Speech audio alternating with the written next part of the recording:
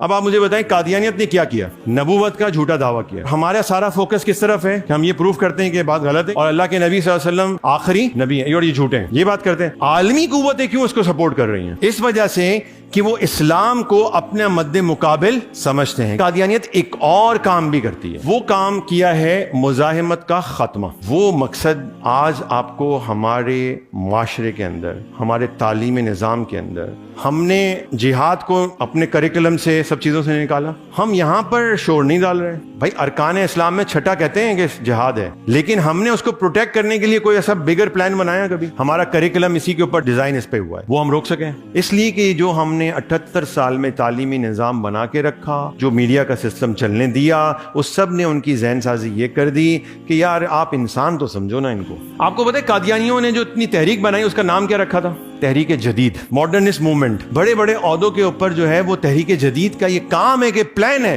کہ ان کو وہاں پر بٹھایا جائے اور وہ خاموشی سے یہ کام کریں، اور وہ کرتے ہیں۔ الحمدللہ ہمارے بچے کو پتا ہے قادیانی کافر ہے، اس کو تو آپ نے سب کو بتا دیا، کانسٹیٹیوشن کا یہ پارٹ بنا دیا، لیکن اگلا جو کام جو قادیانی کرنا چاہ رہا تھا، اس کا مقصد جو تھا وہ پورا ہوا کہ نہیں ہو گیا؟ اگرچہ ہم نے اس کو کافر تک لکھوا دیا، اس کے باوجود وہ مقصد پورا ہوا۔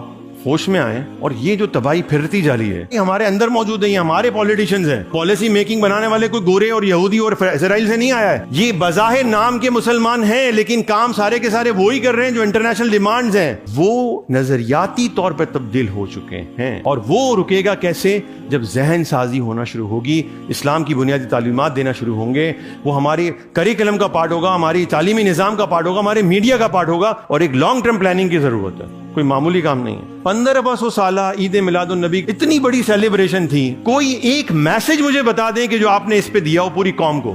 ہم نے کوئی نظام کی بات کی مجموعی حیثیت میں؟ پورا فلسطین تباہ و برباد ہو گیا، کہیں پر بھی نظام کی بات نہیں ہو سکی۔ اس سب کے باوجود بھی ہم جو ہے نا وہ شخصیت پرستی میں ایسے ڈوبے ہوئے ہیں اور ایسے جڑے ہوئے ہیں کہ بس ہمیں کچھ اور نظر نہیں آتا ہے۔